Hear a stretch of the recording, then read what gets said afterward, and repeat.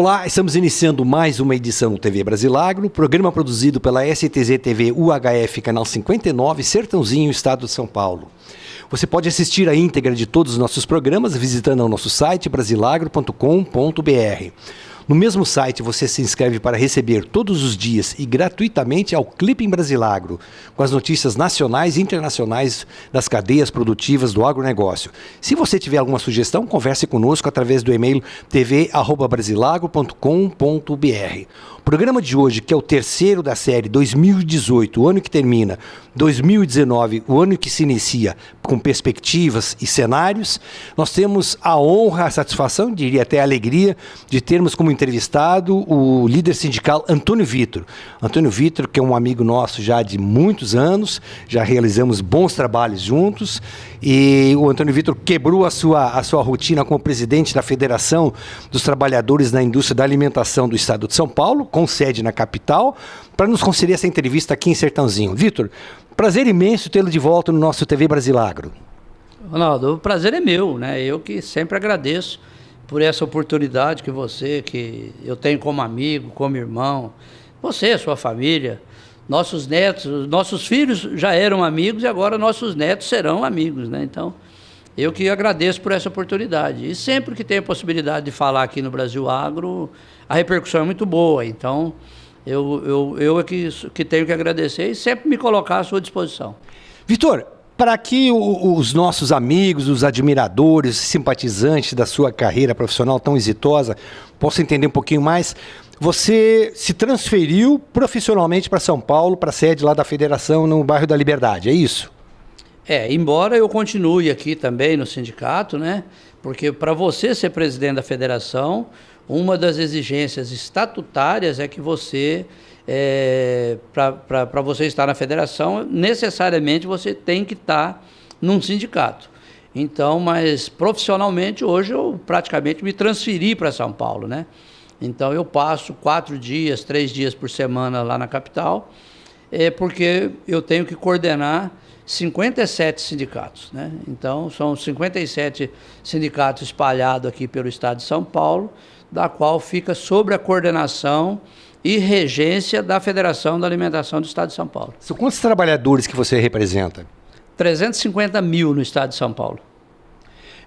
Para quem não sabe, mas a maior parte dos telespectadores sabe disso, e quem conhece o Antônio Vitor sabe também, desde o início da década de 80 não houve uma crise, principalmente da cadeia produtiva sucroenergética, que não tivesse participação decisiva e ativa do Antônio Vitor, como líder sindical. Eu posso relembrar rapidinho a grande crise criada com a fusão da Zanini e Dedini, isso no comecinho da década de 90. O Antônio Vitor, que já era presidente do Sindicato dos Trabalhadores da Indústria da Alimentação, atendeu ao apelo dos metalúrgicos da Zanini, e se empenhou em ajudar a buscar uma solução para que os trabalhadores não fossem prejudicados, como de fato acabaram não sendo prejudicados. E naquele momento o Antônio Vitor, inclusive, usou toda a força do bom relacionamento dele com lideranças nacionais dos trabalhadores e trouxe para Sertãozinho o primeiro escritório de representação da força sindical. Havia já sido instalado em São Paulo meses antes, e depois ele trouxe com Antônio Medeiros, trouxe a criação da força sindical, região de Ribeirão Preto, com sede em Sertãozinho. No final dos anos 80, no início dos anos 90, o Antônio Vitor coordenou um trabalho extraordinário que mudou completamente a cadeia produtiva do setor sucroenergético. Foi o Grito pelo Emprego e pela Produção, um trabalho que ele coordenava aqui, a partir da sede do sindicato, trazendo outros atores importantes, Manuel Hortolã, na época Canoeste, Antônio Eduardo Toniello, a prefeita Nelly Toniello, o empresário Maurílio Biagi também, que fez um trabalho maravilhoso, o presidente de todos os sindicatos de trabalhadores, e esse movimento Grito pelo Emprego e pela Produção, que surgiu em 99, abril de 99, ele alavancou alavancou o crescimento virtuoso do setor sucroenergético, que acabou terminando no ano de 2007. O setor dobrou de tamanho, Vitor. Isso é importante a gente destacar, principalmente para as novas gerações, e mostrar a importância de um trabalho bem feito que você coordenava aqui.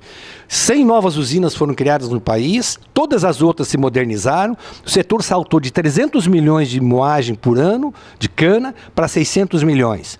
Isso foi realmente um salto muito grande. A partir daí, já sob a tutela do governo do PT, com a descoberta do pré-sal, o governo federal acabou não implementando as políticas públicas necessárias e o setor acabou caindo numa crise que é a pior crise que viveu e que consegue agora se recuperar com o RenovaBio, que é até engraçado a gente falar isso, Vitor. O Michel Temer pode ter todos os defeitos. Nós falamos isso no último programa, na entrevista que fizemos, no programa que gravamos, com o Aparecido Luiz, que é presidente do SEIS, e foi presidente do SEIS, entregou na última semana a presidência. E o Michel Temer pode ter todos os defeitos que teve e tem. Não cabe a gente julgar isso, mas ele, para o setor sucroenergético, ele foi o presidente que mais fez, criou um marco regulatório do setor que traz um novo alento. Mas isso já é questão de história. Eu queria só fazer esse registro aí em função do seu trabalho, da sua liderança. O Antônio Vitor foi prefeito também da cidade de Carmo do Rio Claro, foi presidente da Câmara da cidade, a esposa dele é vereadora na cidade, futura presidente da Câmara também, dona Ângela. É um trabalho familiar muito interessante esse do Vitor, né? Então o Vitor da política voltou para o sindicalismo e faz um sindicalismo eficiente, de respeito e sempre tratando com respeito às relações capital e trabalho. Eu acho que o sindicato, Ronaldo, ele saiu um pouco daquela esfera do reivindicatório, ele passou a ser pela manutenção de direito, para não perder direito, e o que é mais importante, ele saiu da sua redoma, ele precisou ir buscar intercâmbios estrangeiros, intercâmbio intermunicipal, nacional, no sentido de que a relação capital e trabalho, ela extrapola só a relação patrão-empregado.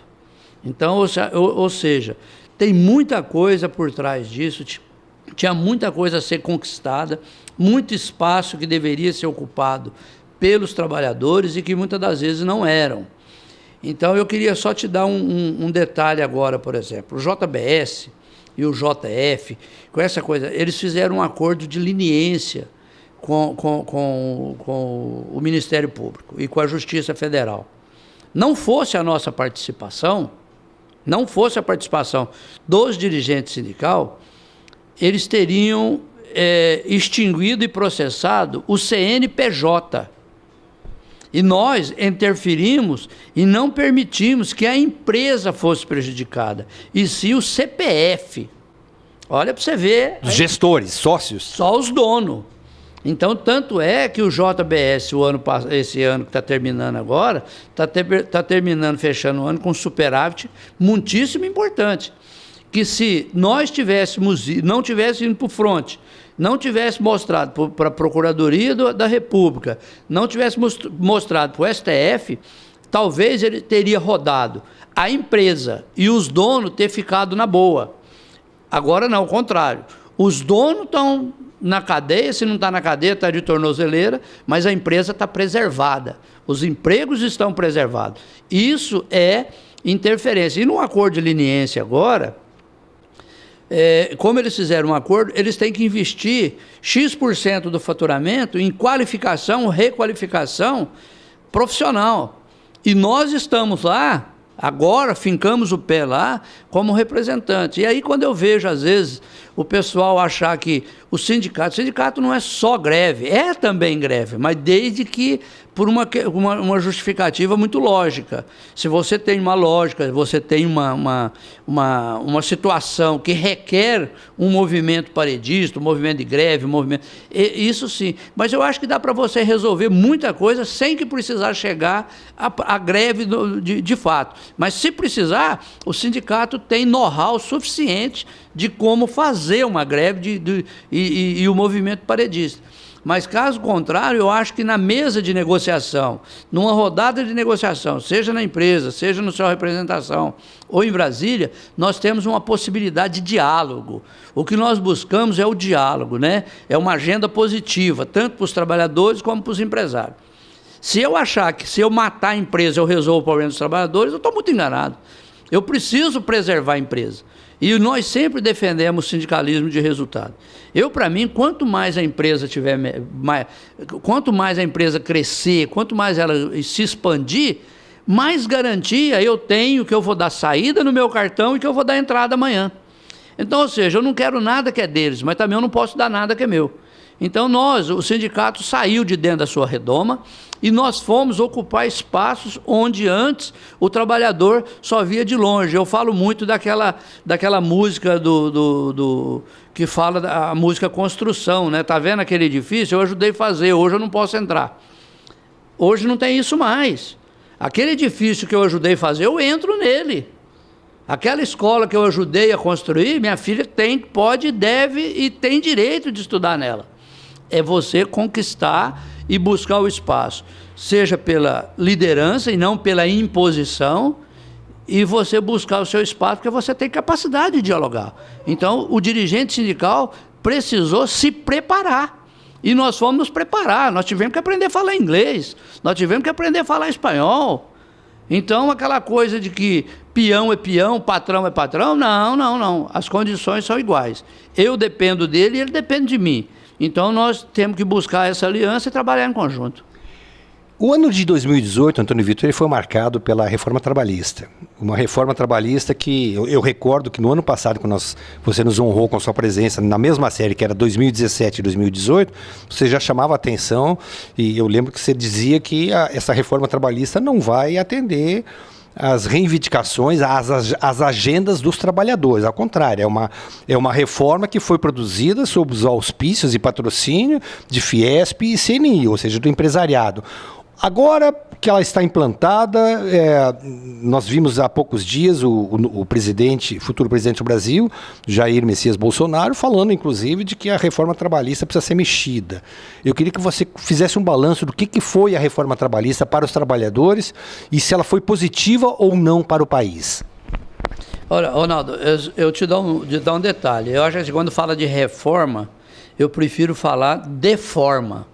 Porque, infelizmente, deformaram a nossa CLT, jogou nossa Constituição na lata do lixo. O Michel Temer, quando mandou essa reforma, ou deforma, ele mandou uma reforma para o governo, ela tinha 5 artigos. O Congresso Nacional, através do deputado Marins, do Rio Grande do Norte, transformou ela em 111 artigos. E todos os artigos foram definidos, discutidos e tratados dentro da Fiesp, e dentro da CNI, que é a Confederação Nacional da Indústria, sem a participação dos trabalhadores.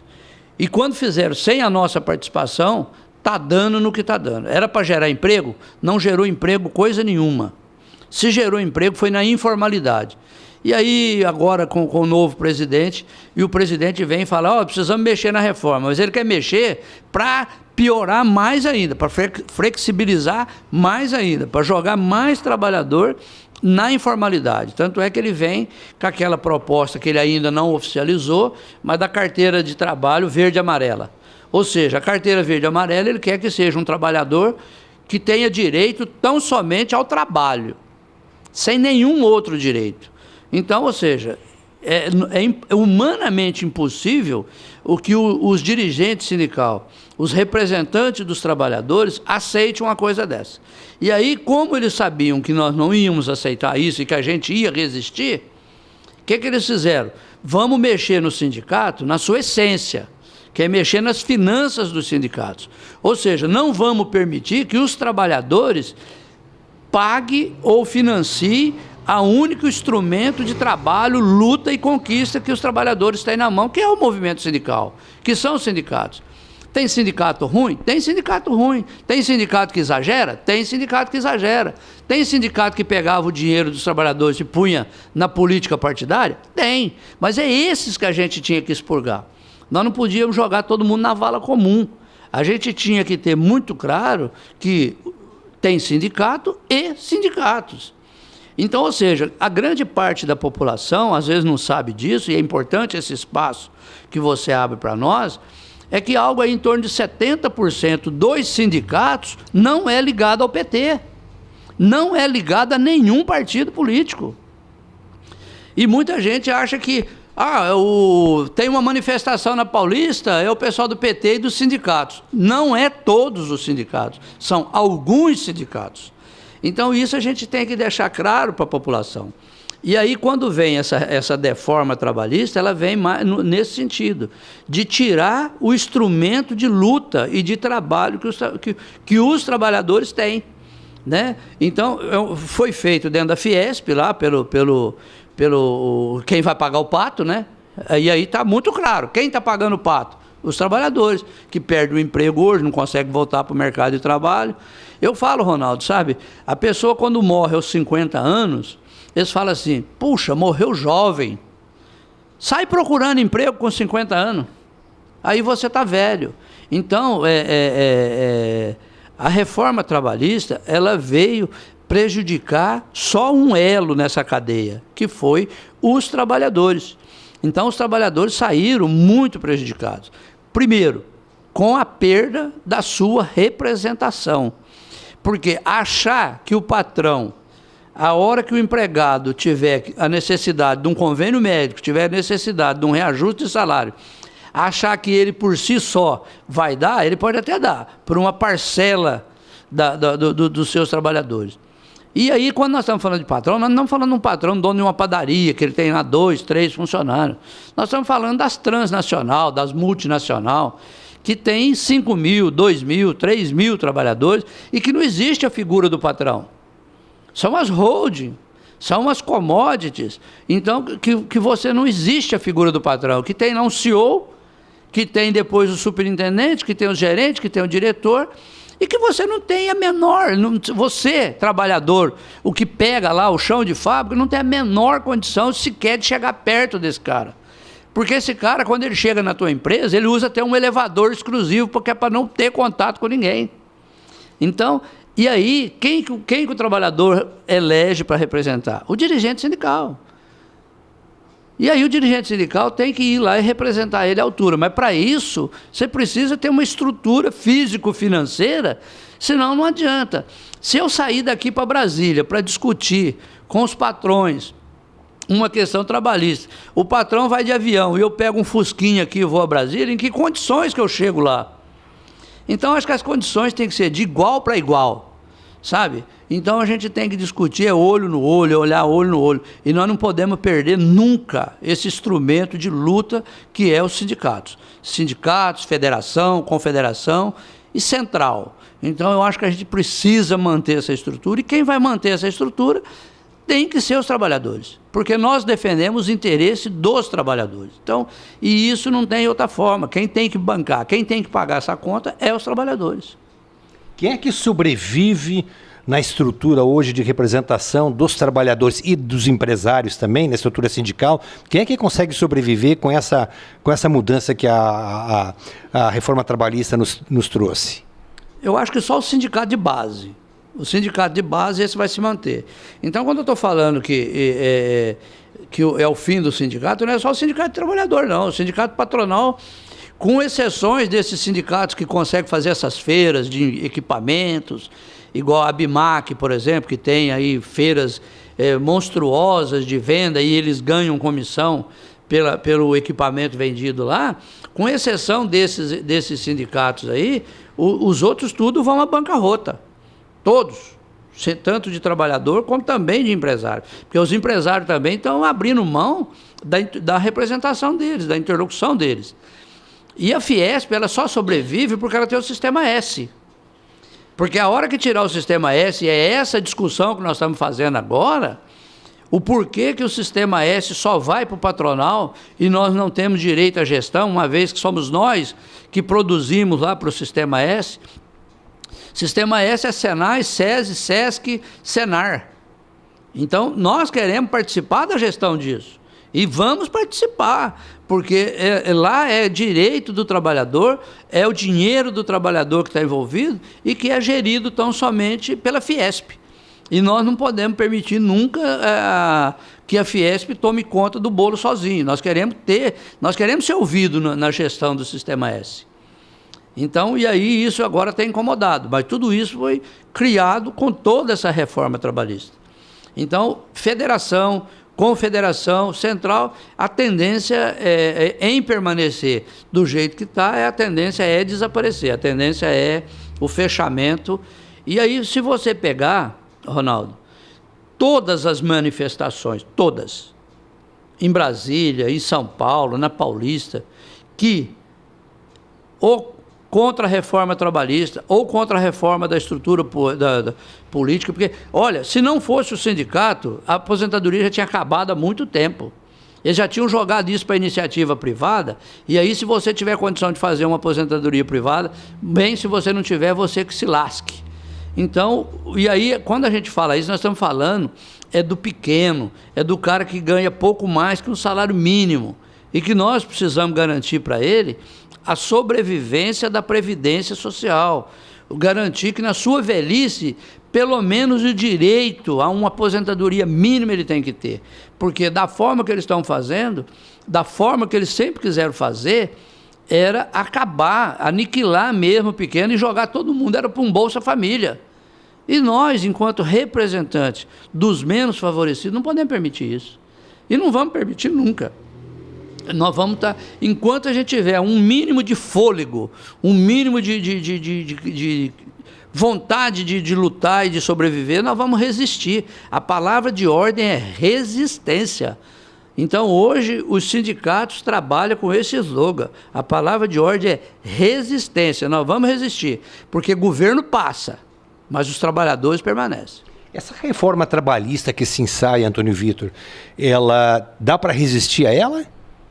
Dá, com certeza, e nós vamos resistir, porque nós estamos conscientizando os trabalhadores da importância que é ele continuar contribuindo com o sindicato, embora não sendo mais obrigatório. Então, e isso os trabalhadores têm entendido essa mensagem. E de que forma que ele tem entendido? Olha, nós estamos elegendo os representantes que estão lá lutando por nós. Porque eu falo para você, se fosse aquele um dia de serviço, por ano, no mês de março, é um dia, dá 3,33, é uma diária. Se aquilo ali fosse o problema dos trabalhadores, se aquilo ali resolvesse o problema, olha, eu não vou pagar mais, mas aí meus problemas estarão resolvidos, aí eu era o primeiro a abrir mão daquilo. Então, abre mão, aí não precisa mais, mas é com aquele dinheiro. E aí, quando eu vejo agora aí, o fechamento do Ministério do Trabalho, vai fechar o Ministério do Trabalho. Vai fechar o Ministério do Trabalho, Ronaldo? Não é porque o Bolsonaro quer fechar o Ministério do Trabalho. Ele está fechando o Ministério do Trabalho porque ele não tem como sobreviver sem o imposto sindical. Porque muita gente não sabe, mas daquele um dia lá que descontava do trabalhador, descontava seu aí, trabalhador que está nos assistindo, aquele um dia, 60% vinha para o sindicato. 20% era do Ministério do Trabalho. Era com aquele 20% seu lá que eles pagavam seguro-desemprego, fazia gestão de qualificação e requalificação, e que com o fim do imposto sindical, isso saiu, acabou. Por isso que eles estão fechando o Ministério do Trabalho. Mas isso eles não falam, porque se eles falar isso, eles fortalecem o sindicato.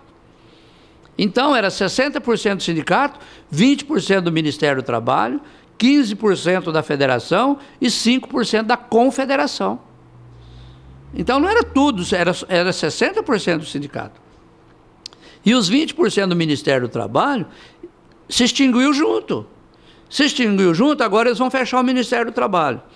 E aí eu falo assim, fecha o Ministério do Trabalho, fecha o sindicato. Quem vai te socorrer? Quem vai socorrer o trabalhador? Quem é que vai brigar pelo direito dos trabalhadores? Chapolin Colorado não existe, é obra de ficção dos mexicanos. Então, e o trabalhador, eu tenho certeza, ele não vai, ele voluntariamente vai querer continuar mantendo a sua estrutura sindical.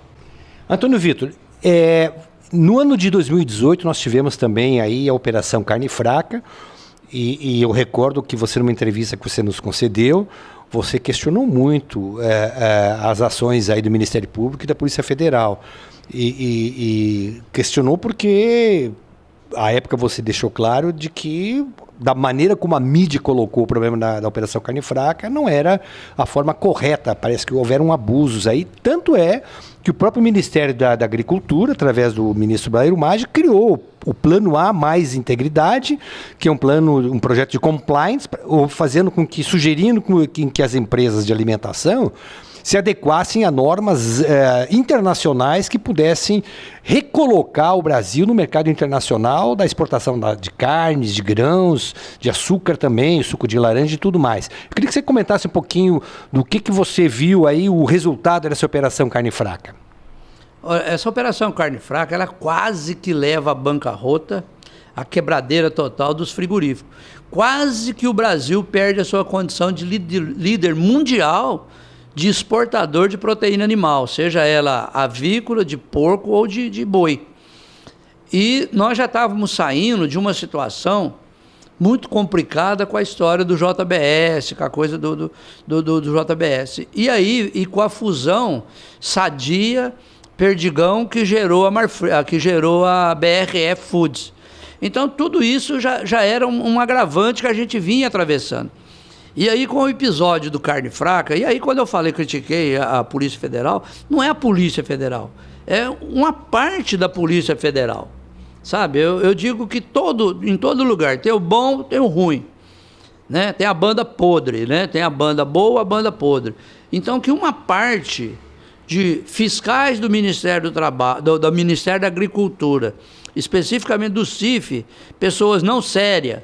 E o CIF é uma instituição seríssima que o povo brasileiro tem uma dívida de gratidão com esse CIF, porque nós só comemos carne boa, produto bom, a gente tem que agradecer ao CIF e o CIF, o Serviço de Inspeção Federal. Agora, lá dentro tem os caras que deixam, o boi não está muito sadio, mas dá lá um negócio para o fiscal, lá o fiscal passa. E aí tem. Falar que não tem? Tem. E aí o que aconteceu com o episódio de Carne Fraca? Acusaram empresas seríssimas, jogou todo mundo na vala comum e botaram até a Marfrig, por exemplo, como sendo que ela produzia carne com papelão, que punha papelão na carne. Não existe isso, nunca existiu. Tanto é que depois, com os laudos, é a mesma história do bacalhau do bacalhau do senhor Adriano Coselli. Eu tenho um sentimento assim de rancor com aquela história daquele bacalhau do Coselli, porque quebrou o Coselli, aquilo quebrou o Coselli. E até hoje sequer a denúncia foi oferecida contra o senhor Adriano Coselli. Então, eu falo assim, então quando do episódio da Carne Fraca, tem carne, o Marfrig nunca forneceu para merenda escolar. O Marfrig nunca disputou uma licitação pública para merenda escolar. E aí como é que apareceu carne do Marfrig? Não era deles, nunca foi. Era desses frigoríficozinhos aí, ou de abatedouros, de fim de rua, de ponto de rua, de clandestinos, e que o próprio Ministério da Agricultura ajudou a combater através do ministro Blairo Maggi. Então, e nós também começamos a denunciar aqui, vizinho nosso, aqui em Olímpia, vizinha aqui de Sertãozinho, tinha um abatedouro desses. Um abatedouro lá que abatia no chão, abatia no mato, abatia de qualquer jeito, não queria nem saber se o boi estava sadio, não estava sadio, sem inspeção federal, sem nada. Mas, infelizmente, a dona de casa, o brasileiro, ainda tem por usos e costumes, chegar às vezes num açougue, se tem uma carne de 10 e tem uma carne de 2, de 3, ele compra de 2, 3. E aí quem está fazendo isso, está financiando esse abatedouro de Olímpia, por exemplo. Porque como é que o cara que paga todos os seus impostos, recolhe todas as guias, tem o CIF, tem o serviço de inspeção, como é que ele concorre, por exemplo, com um abatedouro que abateu no chão, que você não sabe nem de onde veio, como é que veio, mas você quer comprar por 2. Você não quer comprar de 10, você compra de 2. E aí eu atribuo também a situação financeira que o Brasil vive, que levou a essa questão. Então, o dia que o brasileiro comprar um produto pelo rótulo, que ele lê rótulo, você pode ter certeza que nós mudamos a situação do país.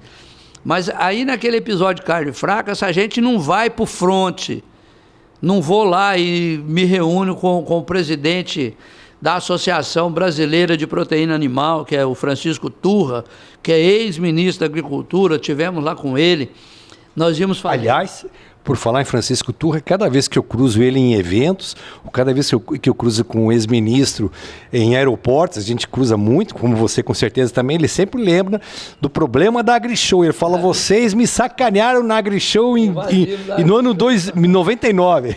Pra você ver, você acha que se não tivesse a estrutura sindical, não tivesse, nós tínhamos invadido a AgriShow aquele dia? Porque eles não queriam deixar nós chegar perto do ministro.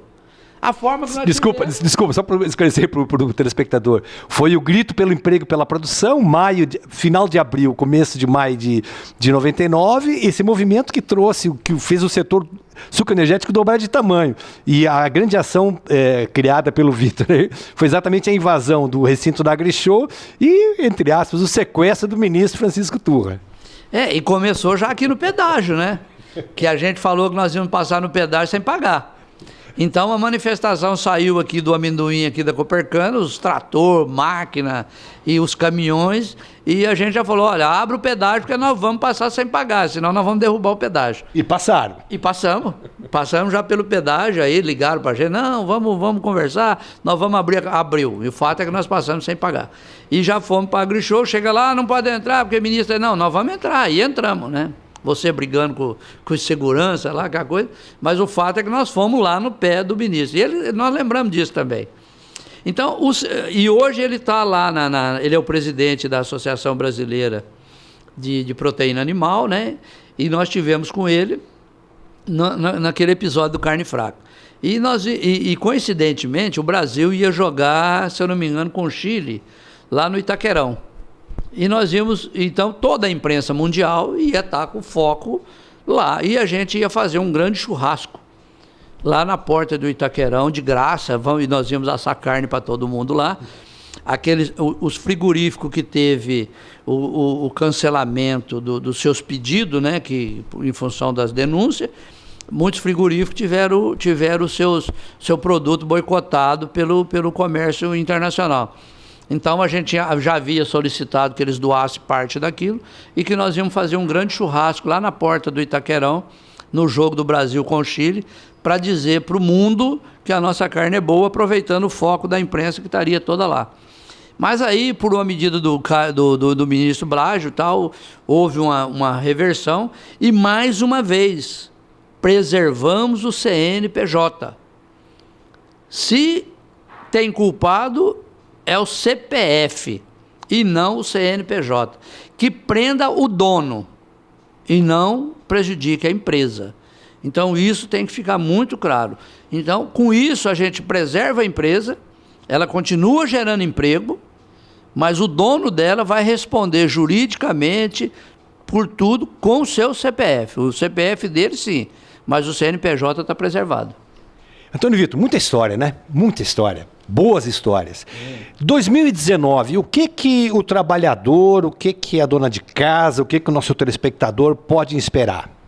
Muita luta. Eu acho que 2019 é um ano de desafio. E o desafio principal que os trabalhadores têm pela frente é manter as suas instituições de portas abertas.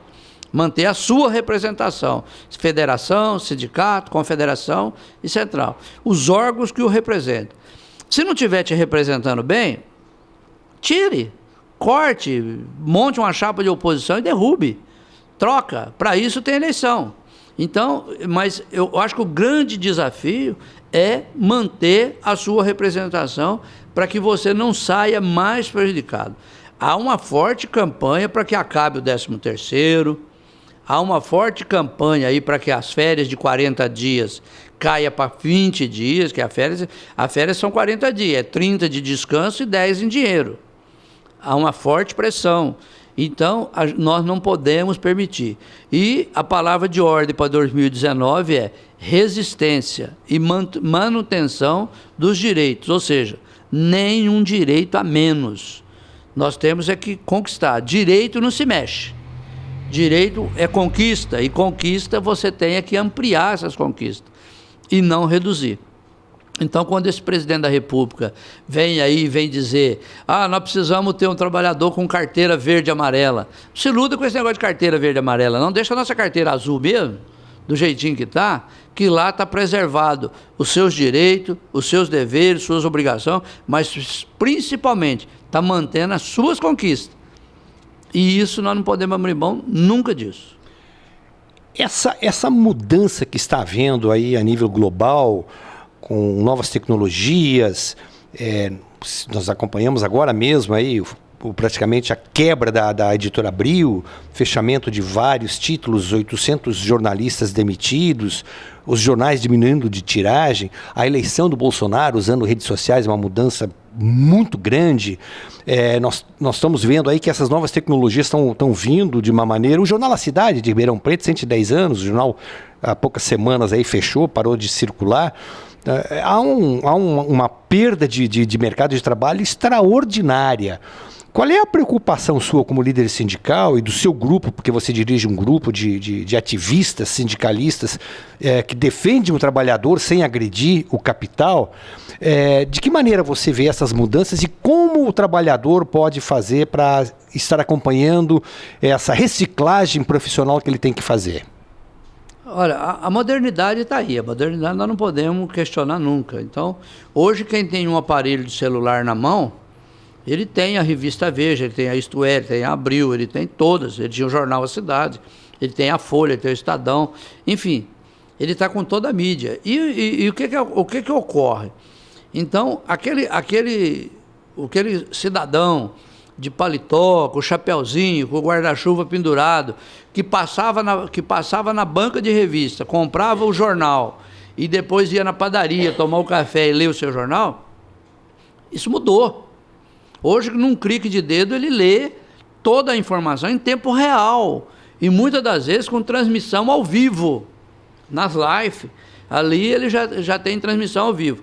Então, e não é só aí, Ronaldo. Hoje, nós tivemos uma discussão agora recente na Argentina, onde os jornais argentinos impressos estão todos fechando também. Então, pessoal, o hábito da leitura do papel, do custo do papel, essa coisa errada. Então, você pega hoje, por exemplo, as páginas amarelas, né? Aquele páginas amarelas foi substituído pela OLX, foi substituído aí pelo Mercado Livre. O Correio hoje, eu vi uma reportagem, o Correio hoje, 80% do faturamento do Correio é através do Mercado Livre, através da compra da internet. O Correio só entrega. Eles detonaram o Correio. O governo petista acabou com o Correio. Então, o Correio nosso hoje, que já foi considerado o melhor Correio do mundo, hoje está degradado. E está sobrevivendo através de compras online. Você compra online, o Correio te entrega. Então, ele já... Carta ninguém manda mais, né? Não, depois que veio o e-mail, e depois do e-mail agora o WhatsApp, ninguém manda um cartão de Natal mais, ninguém manda fotografia. Você imagina o que aconteceu com a Kodak, por exemplo, que hoje com o celular você tira fotos de altíssima resolução, edita, vira, volta, muda o fundo, copia, faz o que você quiser. Então, ninguém ainda perguntou assim, mas escuta, e aqueles rolinhos de filme que era da Kodak, o que aconteceu com a Kodak, o que aconteceu com os empregados, com as pessoas que trabalhavam? Eu visitei a Kodak no México, era um negócio assustador, que hoje não existe mais. Então, essa modernidade, ela vem facilitar a vida de alguns, mas que tira muito emprego, né? Então, eu me lembro que quando a gente brigou muito com o negócio da entrada da máquina de cortar cana, era assustador você dizer, uma máquina substitui 200 homens, né? Se você pegar na cadeia produtiva. Aquilo era um negócio assustador. Você vê, acabou o corte de cana. O corte de cana manual hoje está muito restrito, mas muito restrito. Veio a proibição da queima. Aí vem o corte mecanizado, que a mecanização fica muito mais barata que a mão de obra. Então, tudo isso, ações do Ministério Público, ações do Ministério do Trabalho, aquela coisa do trabalho escravo, poxa, tudo isso ajudou a conduzir para que acontecesse o fim do corte de cana manual. Com a extinção de 600 mil postos de trabalho rural, segundo pesquisa da FEA USP em Ribeirão Preto. Exatamente. Então, aí quando você vê falar assim, agora, recente, fechou a Livraria Saraiva, faliu. Quem que concebia, no mínimo da sua imaginação, que a Livraria Saraiva, por exemplo, fecharia, né? Então, hoje, você vê, com o fechamento da Saraiva, vai sobrar o quê? Então, a gente precisa reavaliar um pouco. Mas eu acho que a modernidade está aí e nós vamos ter que conviver com ela. Hoje, com um clique aqui nos seus iPad, iPhone, ou seja lá o que for, você tem acesso imediato. Então, os jornais, por exemplo, o Jornal A Cidade aqui, com mais de 100 anos, né? O know-how do Jornal A Cidade era o anúncio de classificado. Você não via a hora, no domingo ele dobrava de tamanho em função do tanto de anúncio de classificado. Hoje o pessoal anuncia nas redes sociais, anuncia online, sem custo, sem nada. Então isso tem facilitado o acesso ali imediato. Porque eu me lembro que você paga 3 dias, publica 3 vezes. Né? Então saía lá no jornal, todo mundo ia lá procurar, e não era separado nem por títulos, né? Era tudo misturado. Ou seja, na mesma página que estava vendendo um carro, daqui a pouco estava vendendo era um fundo de mercado, um trem qualquer. E era interessante isso. Mas isso é um negócio que você vê. Ficou para trás, nós temos que reinventar. Os jornalistas hoje. Os jornalistas hoje, e aí exemplo seu, que é da velha guarda, eu vejo esse pessoal moderno hoje, eles mudou o nome de jornalista para influenciador digital. Ou seja, cara que nunca foi na faculdade, nunca foi nada, mas ele tem um canal no YouTube, então você vê que quantos influenciadores digital foram eleitos agora. Né? Tem um aí, o Mamãe Falei, né? O cara foi eleito um dos mais votados. E é um influenciador digital. Né? E assim vários. Janaína Pascoal teve 2,5 milhões de votos sem fazer um santinho. Só por influenciadores digital. Então, essa modernidade, ela existe? Existe. Mas a gente precisa tomar um pouco de cuidado, sabe? Porque no meio de tudo isso tem aí os fake news, né? Os falsos, né? E que muitas das vezes acaba que influenciando pelo lado mal, né? Então a gente tem que saber separar joio do trigo, né? Separar joio do trigo é você separar o que é falso do que é verdadeiro, o que é bom do que é ruim, e a gente dá uma peneirada nisso e ver o que sobra. Mas há espaço para o trabalhador nesse cenário de futuro? Não, com certeza. Hoje eu não preciso nem fazer jornal. Nós não precisamos fazer jornal hoje. Hoje os grupos aí de trabalhadores da Nestlé, grupo de trabalhadores da Purina, grupo de trabalhadores de usina. Então você botou ali, daqui a pouco já alastrou para todo mundo. Ou seja, uma greve é mais fácil de ser feita hoje. Ah, com certeza. Se você quiser fazer uma greve online, hoje você faz uma greve online sem precisar nem usar carro de som, você não precisa usar mais. Diminui custos. É buscar e diminuir custo e atingir um público muito maior, né? E também uma coisa tem que ficar clara, acabou os falsos profetas. O cara que falava que fazia uma coisa e fazia outra, o cara que tinha um discurso no microfone, mas na prática agia de outro jeito. Então isso, as redes sociais veio exatamente combater isso também. E vocês estão ligados a isso, essa mudança? Claro, foi o que eu te falei, Ronaldo. O dirigente sindical precisou sair da sua redoma. Ele precisou se preparar para esse mercado. Então nós tivemos que ir para a rede social, nós tivemos que nos modernizar, nós tivemos que ir aprender inglês, nós tivemos que ir aprender espanhol, tivemos que nos preparar para esse embate, para essa discussão, né? E não nos furtamos de maneira nenhuma. A 2 ou 3 semanas atrás, eu fui num evento promovido pela assessoria sindical da Única, em Campinas, onde eu tive a possibilidade de fazer uma palestra para 135 usinas, entre usinas e destilarias. E eu falei para 135 unidades. Cada unidade levou 3, 4 representantes lá, entre usineiros e diretores de RH, representantes.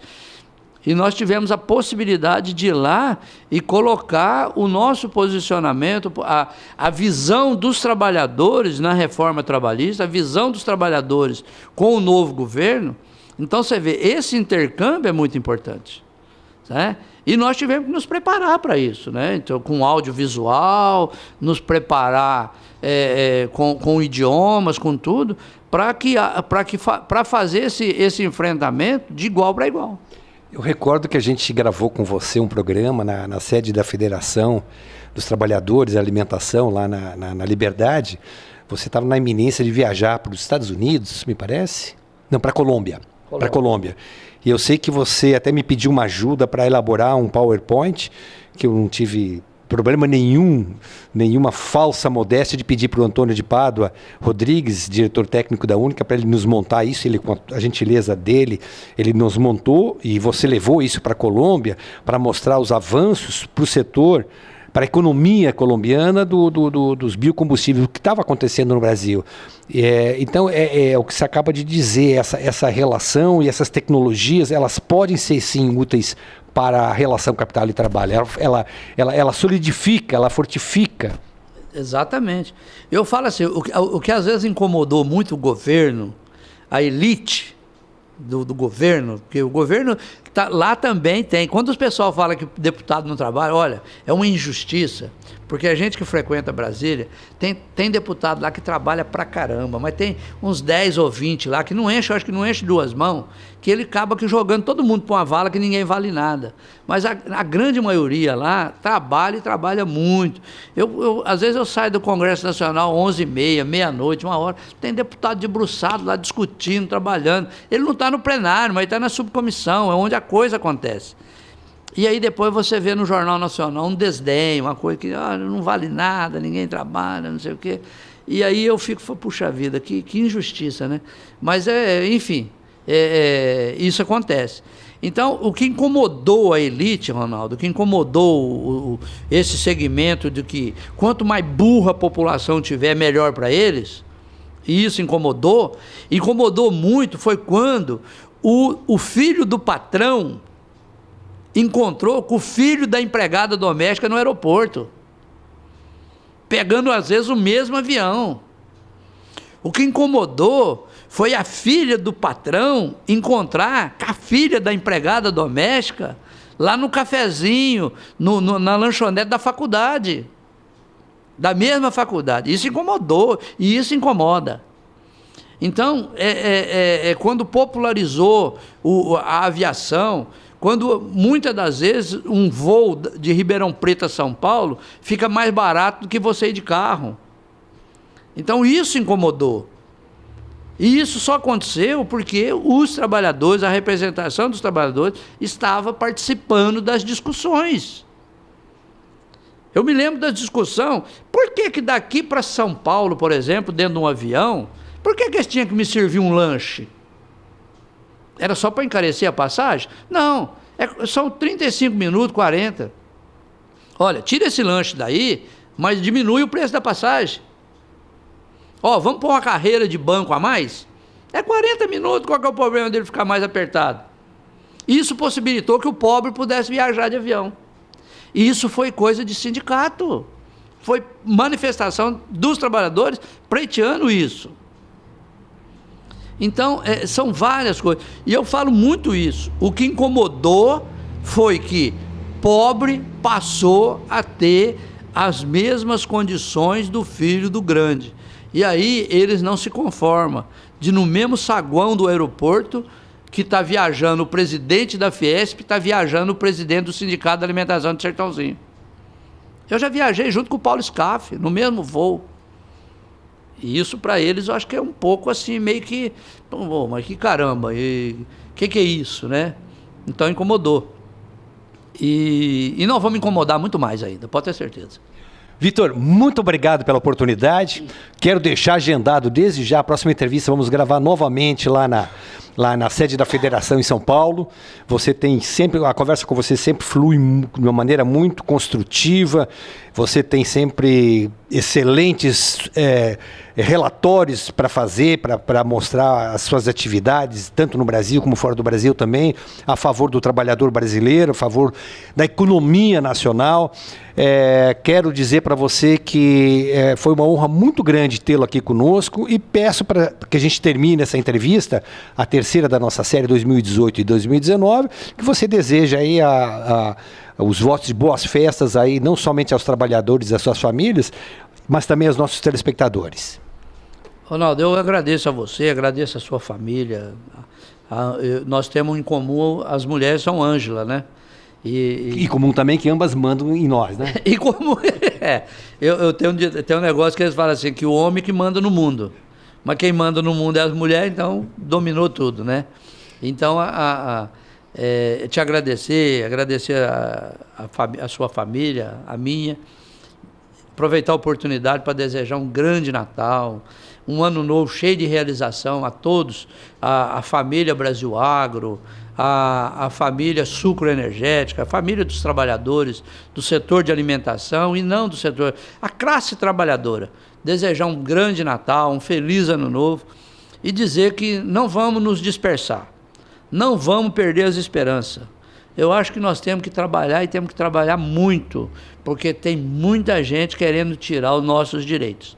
E nós não vamos permitir que tirem os nossos direitos. Nós vamos conquistar muito mais. Então, Ronaldo, a você, a sua família, a toda a família, os seus telespectadores, que acaba virando a sua família, né? Porque então eu queria desejar aí um grande Natal e um grande Ano Novo, e que 2019 venha aí, e que desafio foi feito, foi para ser enfrentado. E nós vamos enfrentar. Muito obrigado, Antônio Vitor. Obrigado a você, telespectador. Resistência foi o recado do Antônio Vitor. Resistência. Que 2019 seja realmente o ano da nossa resistência. Nós voltamos na próxima semana com novos entrevistados. Até lá, mais uma vez, muito obrigado.